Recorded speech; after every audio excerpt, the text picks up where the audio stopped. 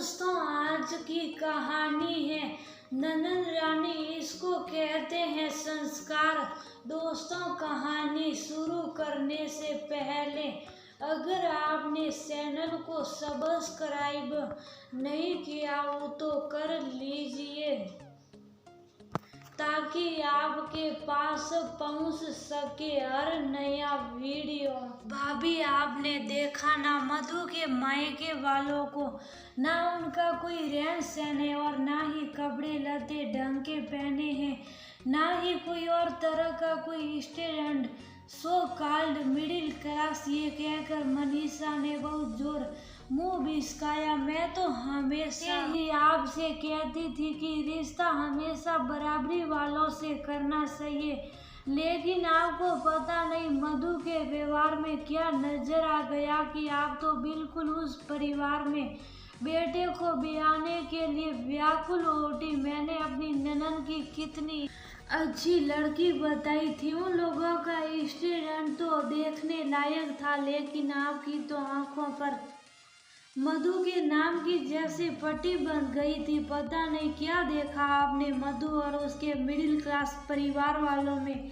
ना हम लोगों के बराबर स्टैंडर्ड और ना ही धन दौलत, और ना भी कैसा एकदम पुराना धुराना मिडिल क्लास वाला। और भाभी देखो तो कितने सस्ते मदे उपहार लाए सबके लिए ये लोग। अब करवाए अपनी खूब बेइज्जती सारे सगे संबंधियों के बीच में। मनीषा जावित्री को उलाना देते हुए बोली, ये समय था जावित्री की जेठानी की बेटी कन्नू की शादी का और सभी मेहमानों के साथ साथ जावित्री की बड़ी बहू मधु के मायके वाले भी आए हुए थे। मधु जावित्री के पति सौरभ के दोस्त अनुराग की बेटी थी।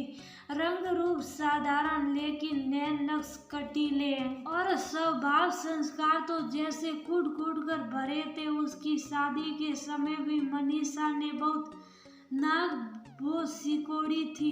वह देव की शादी अपने दूर के रिश्ते की ननद की लड़की के साथ करवाना चाहती थी, क्योंकि उस लड़की से देव का रिश्ता करवा कर वाह भाई लूटने का मंसूबा था मनीषा का। और वह लोग मनीषा के ससुराल के पास ही रहते थे, और अगर देव की शादी वहाँ हो जाती तो मनीषा की खूब पूछ होती वहाँ।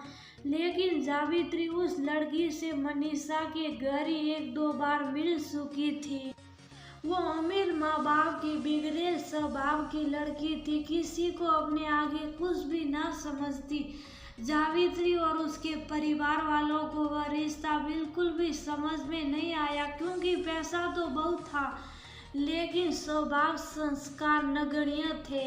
जावित्री को सौरभ के परम मित्र अनुराग की बेटी मधु बहुत ज्यादा प्यारी लगती थी, और जावित्री को कहीं ना कहीं एहसास भी हो रहा था कि देव और मधु मुंह से कहे कुछ नहीं रहे पर एक दूसरे को पसंद करते हैं। माना कि उन लोगों के पास बहुत पैसा नहीं है, लेकिन व्यवहार कुशल बहुत ज्यादा है, और इसीलिए वो अपने फैसले पर अटल रही। बस यही बात मनीषा को बहुत ज्यादा खटक गई, और मनीषा अभी तक मधु को दिल से स्वीकार नहीं कर पाई थी।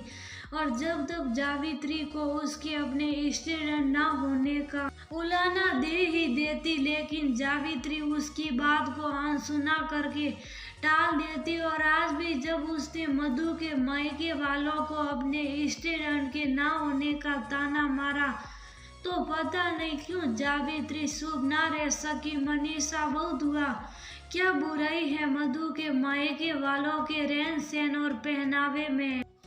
जावित्री तल्खी से बोली, भाभी आप देख रही है ना कि कितनी लो क्लास के कपड़े पहनकर उसकी मम्मी और पापा आए हैं, और 2 साल में भी अपने 17 का स्टैंडर्ड नहीं झलक रहा। और उनके उपहारों से मुझको तो लग रहा है कि उनके कारण सारे संबंधियों के आगे तो आपकी नाक ही कट गई। मनीषा बहुत बुरा सा मुंह बनाते हुए बोली, मनीषा से तुमको एहसास नहीं है कि आदमी की पहचान उसके कपड़ों लत्तों से नहीं वरन आचरण से होती है। और फिर नहीं बहुत महंगे कपड़े तो पहने तो क्या हुआ, लेकिन खराब भी नहीं पहने। और तुमने भी ये देखा कि नहीं कि कैसे अनुराग भाई साहब और गीता भाभी हमारे हर सब्जी के पास जाकर प्रेम भाव से मिले और सबको यथा योग्य शरण संप्रस या अभिवादन करके आदर सत्कार किया।